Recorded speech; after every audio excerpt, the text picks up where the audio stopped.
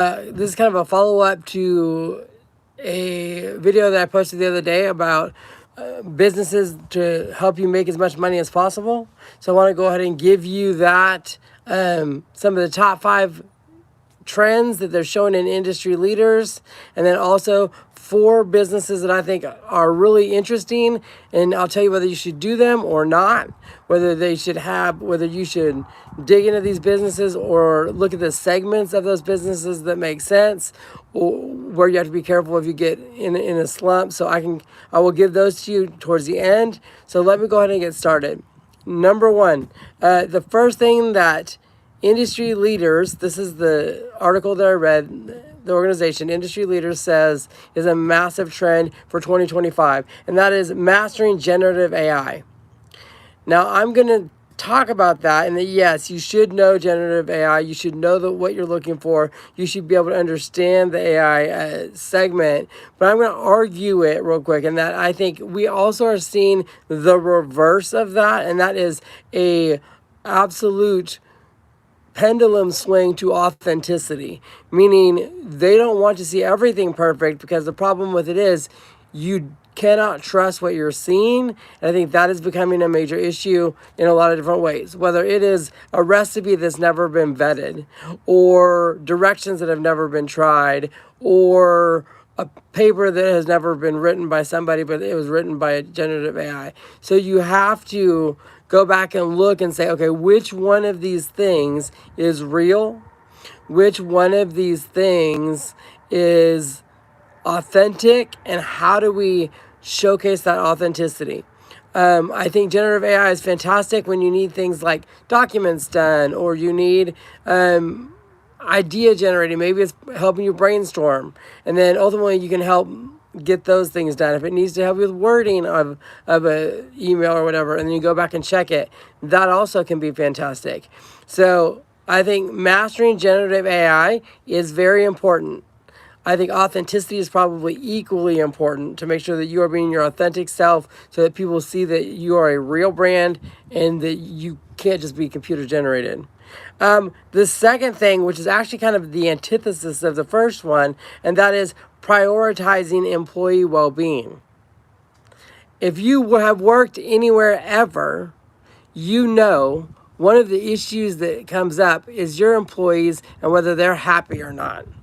So how do you make employees happy? Said, hello, good to see you. Hi, everybody. Hope that you're enjoying this. I appreciate you guys being on. In order to make sure your employees are happy, you need to first find out what they want. You need to find out what they need, and you need to find out what makes them happy. Because guess what? Not all employees are the same. Some employees want recognition. They want, you to announce that they're the winner of everything. Or other employees just want something subtle. Maybe it's an email that says thank you so much. Or some people want a pay raise. Some people want to be able to work from home and want flexibility because they have parents or they have kids. My name is Derek, and this is the Future Growth and Vision Network, and you're watching a discussion on business. And so when we're looking at other ways that you can reward people, it could be extra time off. It could be that they get, a 4-day work week. You have some flexibility that has changed over the years, and we can give that to them. And I hope that it is a good chance that you can get with those employees and show them that they're valuable. Because if you do that, you will have them for a long term. They'll be good for your company. They'll be good for everything that you're working on, and you can create long-term value by having those employees. If not, they'll leave. I said they'll go find something else, and they'll go find another company, because they're looking for specific things. You need to know what that is. So making sure that they have good mental health services, making sure they have a good work-life balance, making sure that, if you have extras, do they have food benefits? So ultimately, what is it that they have available to them as employees? Their well-being will help your company thrive. Building resilience in uncertain times. Obviously, if you don't know, we're in uncertain times.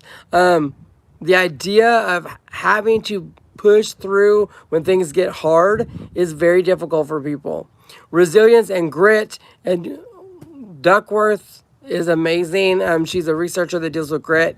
But pushing through those hard times, going through those scenarios where you know it's going to be difficult, but do you have the right team in place? Do you have the right people in place? Do you have the people that have been through some stuff? I always told students when I worked with students for a long time, I was always afraid of the straight A student. Why? Because a straight A student all the way through, never had any issues, always it was easy for them. The second that they had anything come to them, or the second that they had it became difficult, they'd cut and run. They would go do something else. So I prefer to have students that have had some issues. I prefer to have students that have had some difficulties and have had to overcome something. Because if you've had to overcome something, you can show that you have grit and resilience. And when you get faced with a challenge, you can handle it.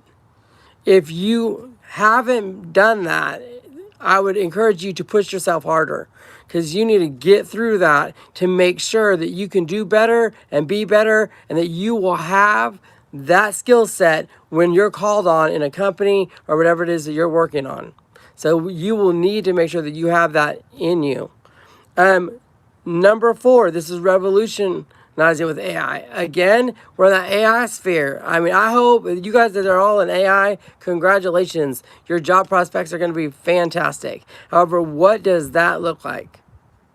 The one thing I will not do on here is I will not give my political opinion. I have a thought, I promise you. I said, but I won't do that. Just generally speaking, it's not something that I will get into in this video. If you check my channel, you'll probably figure out where I stand.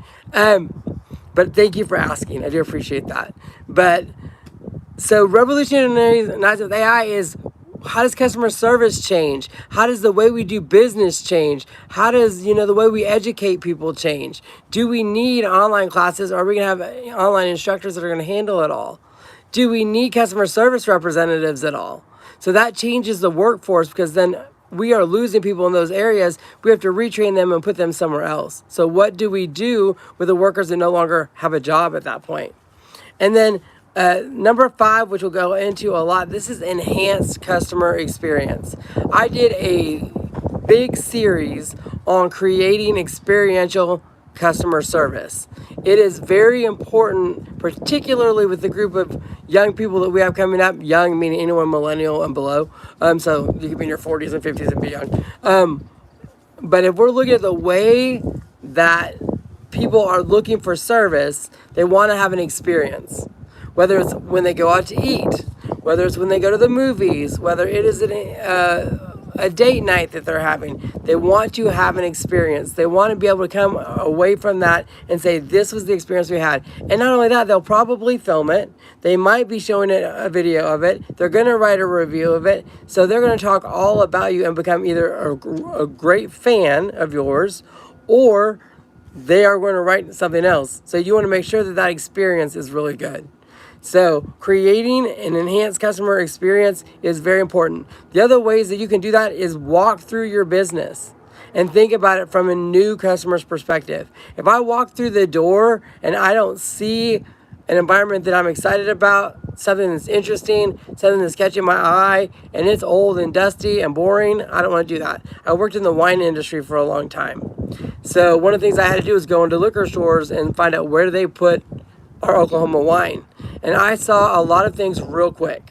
One, if they put it in the back on the bottom and the bottles were dusty and they weren't showcasing it, they weren't talking about it, and they weren't promoting it, marketing it, it was a disaster. Why? Because you weren't doing what you needed to do to get it sold. So that was an issue.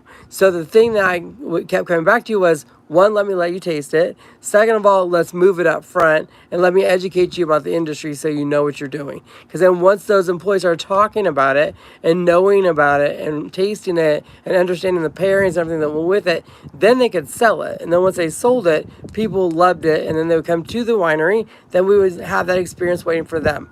So then they would do a vineyard tour, they'd do a winery tour, they would have wine dinners and wine pairings, and then we created this whole life experience to go along with it so that we brought them into the wine world. They became wine aficionados. It was fantastic. So that happened. So those are the areas that industry leaders say is important. Now, now that I've done that, let me give you the top 4 industries that I think are really interesting, but you really have to know what you're doing. Number 1 is farming. Believe it or not, with all that is going on, it is still farming. It is the idea of agriculture. What does agriculture look like? I'm not necessarily talking only wheat, cattle, cotton, the commodity farming. I'm looking at the idea of small farms, hobby farms, regenerative farms, fruit and vegetable farms, orchards, things like that. It is incredibly important that we start to build our food system. I think that can be done. However, I will tell you, you really need to get with somebody that does it. You need to have somebody that is a good mentor, and you need to have support, and you need to understand it's going to be a difficult thing to do. I've had really good friends of mine and really amazing farmers that get into market farming and then don't make it. Because it's so much work, it's so hard, and you give up family time, and it's stressful, and it's just a difficult thing. I've had other farms like Rodzicki's that are incredible, that are market farmers, and they have diversified, and they have changed things up, and they're working to do that. I have some that have narrowed it down to where it's family only, so they are ultimately just doing things for their own family and some select few. That is fantastic for the people that want to do that. For me, I'm looking at the idea of like a business of farming. You have to make sure you have a diverse revenue stream.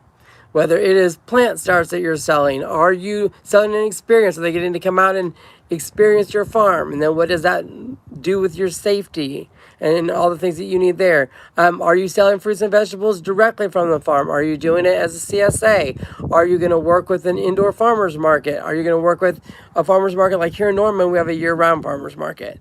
So you have a place to sell your vegetables every week. So that's available to you. If you're looking at the idea that you're going to be a farm agritourism, are you growing pumpkins? Are you doing, corn mazes? And then what does that look like when it comes to spring? So then what do you do in the spring? What do you do in the summer? What do you do in the fall? So you're always creating a plan that talks about that farm year. Second is small business. This one's tougher. That's a general term. But small business is difficult. I'm not going to lie. Why? Because it takes a lot of work, and you have to make sure that your small business is different. You have to make sure that your small business is different than the other person's small business, because if they can get it somewhere else and then replicate it easily, it's not the right thing. I'll give you an example of things where that's not true. I'll argue with myself for a second. If you are a beer brewery and you're around other beer breweries and you can create a beer oasis, that makes sense. Now, if you do that and you get too many of you in one spot, actually that's probably not a bad thing. Well, because you'll end up having a bunch of people that do that, come into that. For example, Napa Valley, there's 500 wineries in that one area. So ultimately you get enough people, you create a destination. But you can also eat up each other's profits if you're not working together, collaborating, learning, and growing together. So yes, small business is great. If you're looking at small businesses in Oklahoma, we had a lot of people that did grow operations, and because you could legally buy marijuana here. Well, we got a whole bunch of people, and they came in mass and oversaturated the market, and so then they're closing, and also the regulations are coming in, and so they oversaturated it. There wasn't enough for everybody, and it caused issues. So that was kind of messy. If we're looking at, what are the small businesses? Oh, right now we have bookstores that are doing really well, but bookstores have other things in them. They're doing events. They are hosting meetings. They're really tying themselves to other, there's a coffee shop right next to a bookstore. So the coffee shop will give them a discount to go to the bookstore to the coffee shop. So they're building partnerships and relationships. You also have to work with flower farmers in the area where you can do that as a gift for people. So that works out. So there's just ways that you have to do that for a partnership. This one's tough. This one is a restaurant industry. I'm going to tell you right now, unless you have something very innovative and very different, that is a difficult space to be in. It's just not easy. the margins are tight, like real tight. Your food has to be almost impeccable, and you're going to be in a tough, cutthroat market. Relationship is everything, and you're going to have to build that relationship with your clients. You're going to build that relationship with your customers. And depending on how many of what restaurant you have in the area, you will cut into each other's like profits. I do think when I combine a couple, like if I think of market farming and restaurants, and you have farm to table and what farm to table looks like, and then you build relationships that way, and then you start hosting more people, I think that's fantastic. I think the restaurant industry is always changing. So you had the pandemic where we went from everybody who dined in to now they're dining out. Some of them are taking takeout with them. Some of them feel like they just want to do it at home. So maybe you can give them something to take home with them.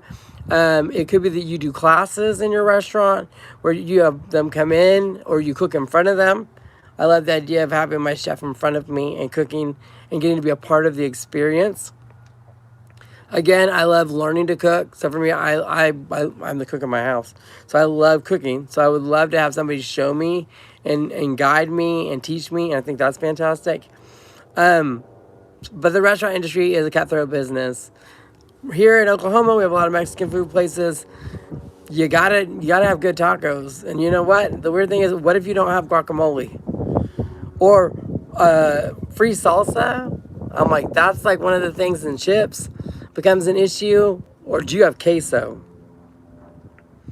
If you don't have queso, there's liable to be a riot on your hand. I mean, you better know what you need and what you have, and then what kind of Mexican food do they like? Is it coastal Mexican food? Is it Tex-Mex? Is it what are they looking for? So again, doing that market research, whenever you open whatever business it is, go in there, ask people, do you want this? Is it going to work here? And then you have to find out what the market is, how much they're going to shop, when they're going to shop. And so I would find that out. I would ask those questions. I would bring people in. I would do a pitch for people and see what they think. And if they're excited, great. If they're not, then it didn't work. That's okay. You had an idea, it didn't work, and you go to the next thing. But you don't want to open a brand new restaurant and not having done the plan ahead of time. And then last is the consulting business. Now, consultants are an interesting thing. Why? Because who are they? They can go in many different ways. A consultant can come in and handle something you don't want to handle. So you know what? They're going to come do your HR stuff. They're going to do your paperwork. They're going to do whatever you need to get done. Then you don't have to do it. So that's fantastic. Now, the second part of it is they can come in and they can be a subject matter expert. So they'll come in. We deal with marketing and PR or your social media. That happens a lot. They want to come in and they want to do your social media stuff. They'll do YouTube. They'll do Instagram. They'll do Twitter. They'll do all the different platforms and they'll handle that for you. But you as a company need to know how much it costs to do that. Because I think I had that happen where somebody was like, oh, I want you to fix this for me. They had no idea the cost of what that was they're asking me to do. And I gave them a number and they were shocked. And I said, but the reality was I even was low on that end and it was website development. And so that was very, very interesting. And I was not as good at it as I've learned to be. So ultimately, that's not something I like to do. I said I prefer to teach, I prefer to train, but I'm not a huge web developer. I have people that love to do that, and I'm like, that's their wheelhouse. Let's go do that. But if I'm a consultant and deal with customer service, I'm going to come in, I'm going to check your business. I want to see, I'm going to go through it without them knowing. I want to see how your people handle themselves. I want to ask questions. I want to see how they handle me. I want to walk through that door and know whether someone's going to greet me. I want to know whether you're is visually appealing, whether I have a question that they don't know, whether they're going to ask somebody else and get back to me, whether I'm going to be treated with the respect I expect when I walk in, and then the follow-up afterwards. Are you going to thank me for coming? Are you going to follow up later and say, thank you so much for shopping at our business. If you ever need anything, please come back. We're going to do all those follow-up things and make sure that we are in the right space. Because if we don't do those things, and I don't do that follow-up, they're going to go find somewhere else that does that. So if I'm a consultant that's looking at customer service, I'm going to be checking everything that you're doing and make sure that you're doing the right things. And afterwards, we'll do a wrap-up, a list, and I'll tell you what you did well, what you need to work on, and what will be better for you, and give you recommendations, and that would work. So I think those are important things. I think the list I gave earlier on prioritizing your employee well-being, or building resilience, or enhancing your customer experiences, those are all areas where you can bring a consultant in and they can help you, but ultimately that consultant needs to work with your people. Why? Because they need to know that they're not coming in to just drop something on you and then walk away. They're going to come in and find out what your people want, how you're going to integrate that, and then get buy-in and let them be a part of the decision-making process, so that when you're asking them to do it, they believe in it. If I go in and just tell you what to do, you're going to say, he doesn't know us, and then walk out the door. But no, that's not the way that's going to work. If I say, you're going to help me plan it, we're going to develop it, it's going to be your ideas that I'm going to implement and put into a plan for you to execute, and then you go do that, then you have buy-in from the leadership, you have buy-in from the employees, and everybody's going to be happy and they're going to be working through it. And then likewise, do a follow-up later, come back, see if you implemented it, see if it worked.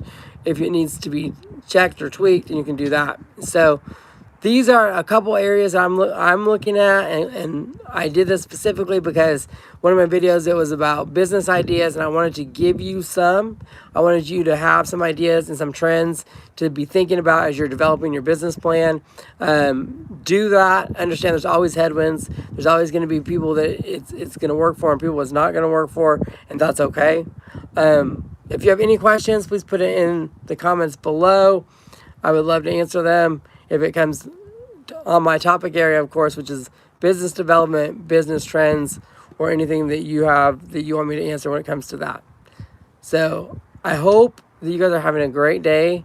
I hope that you're out there hustling, because I think that's important. I think the hustle is super important. Thank you. I appreciate it. What business are you in? What is your job?